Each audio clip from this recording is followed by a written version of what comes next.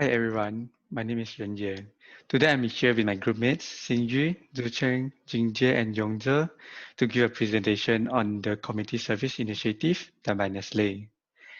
Nestlé is the world's largest F&B manufacturer, which started its company in Penang in 1912. As it grew, Nestlé has moved to Kuala Lumpur and now owns 6 factories with more than 4,600 employees.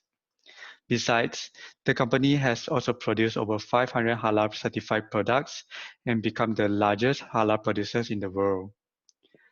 Although being one of the largest producers in the world, Nestle still delivers its promise of good food, good life by enhancing the quality of life and providing a healthy future to its customers. Here we can see that Nestle has produced several brands such as Milo, Maggi, Nescafe, and KitKat, which are Malaysians' everyday consumption popular product brands. On the other hand, to ensure Nestle thrive in the long term, the managing director of Nestle also believes that share value across the value chain must be created in order to ensure the communities it serves are also operating to prosper. In line with this, Nestlé has been deeply committed to integrating the philosophy of creating shared value in how it carries out its business. Thank you for the introduction. I will now proceed to share how the company's philosophy aims to impact the communities they serve, apart from the individuals and families, as well as the planet at large. As a matter of fact, our presentation today will only focus on the community, in which Nestle aims to improve 30 million livelihoods by 2030. There are two issues that Nestle wants to address. The first issue is the decreasing crop yields around the world and in Malaysia.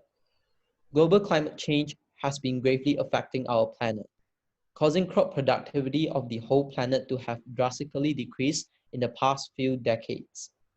In fact, global rice and wheat yields have reduced by a staggering 0.3% and 0.9% respectively, despite the ever-growing population. This brings us to the second issue of aging agricultural labor force and the potential scarcity of young farmers. Under deeper investigation, we have found that this issue is not so much only potential, but quite probable if there are no effective steps to be taken. To show this, the number of workforce in the agricultural sector in Malaysia has been decreasing since 2014, and as of now, only 10.09% of the country's workforce is in agriculture. The main reason for the scarcity of young farmers is due to the negative views these young people have on the work nature of this sector, as well as the lack of awareness in farming technology. Hence, to address these issues, there are two programs that have been introduced by Nestle, which my teammates will now go on to cover. So moving on, to address the threat of global warming, Nestle launched the Nescafe Ground Respectful program in 2019 with an aim to counter the threat of crop loss caused by global climate change. The statistics below show how Nestle has teamed up with over 300 coffee growing experts around the globe and benefit 700,000 farmers in a total of 15 countries. In Malaysia alone, Nestle has produced over 50,000 robusta coffee seedlings to be distributed to 200 farmers to be planted across 100 acres of land by 2020. So this program has successfully increased crop yields, improved the quality of coffee beans, as well as reduced farmer operating costs. What's special about this program is that farmers are helped at every stage of planting. They are educated on how to increase productivity and yield using effective methods. To put things into perspective, Eduardo, as a coffee farmer, is involved in the project. He decided to take part in this project when his coffee plantation was faced with a drought that made it difficult for him to make a living. So with this program, he managed to gain expertise and eventually increase his productivity and plantation quality by 81%. Not only is he now able to make a living, but also recover from the loss before. Moving on to address the second issue discussed above, Nestlé introduced the Nestlé Needs Youth Initiative, mainly with the focus of nurturing young people to be the innovators and entrepreneurs. This is to encourage them to seek ways to ensure sustainable food security for all in the future. The program focuses on agripreneurship, which aims to develop the next generation of farmers. As of 2020, Nestlé has provided training to more than 400,000 farmers and identified around 20,000 youths as agripreneurs, who will grow and develop farms as their future career. In addition, Nestlé has also organized special training and program, teaming up with external partners to guide the agripreneurs in the transformation of their farms. Out of those 20,000 youth, 5,000 young agripreneurs are successfully cultivated.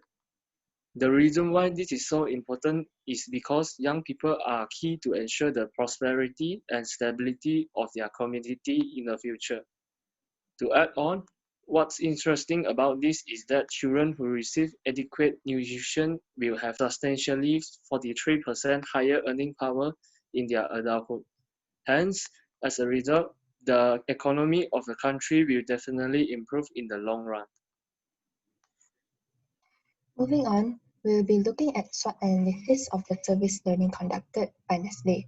Firstly, looking at the strengths, it has successfully increased the productivity of the communities, especially for those who are in the rural areas.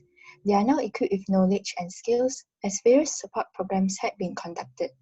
Also, the improvement of the quality of the plantation is ensured, which is classified as the second strength.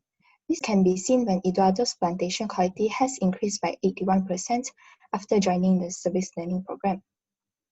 However, this is alongside with weaknesses.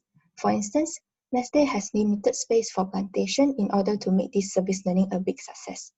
As of 2020, over 100 acres of land have been provided to 200 farmers for the Robusta coffee plantation.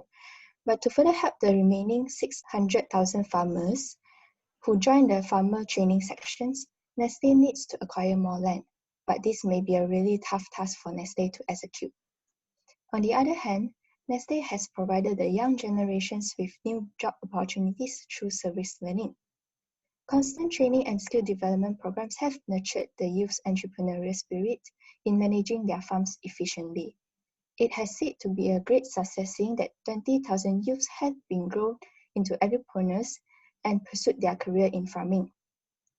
As a result, they gain a stable income which improves and assures their living standards. Nestlé Service Learning has also created the second opportunity, attracts more funding from investors and local authorities. As a high level of employment and efficiency are expected to generate a lucrative revenue and also a high rate of investment returns, it is indeed a lucrative industry for people to invest in. As a result, future financial security is ensured. Despite all of the opportunities, unpredictable natural forces do exist in the macro environment. Natural events and disasters such as floods, climates, and weather will certainly affect the production of crops and causes losses to the farmers. Hence, farmers should assess the situation from time to time and execute an emergency plan if necessary. That's all from us. Hope you have enjoyed. Thank you.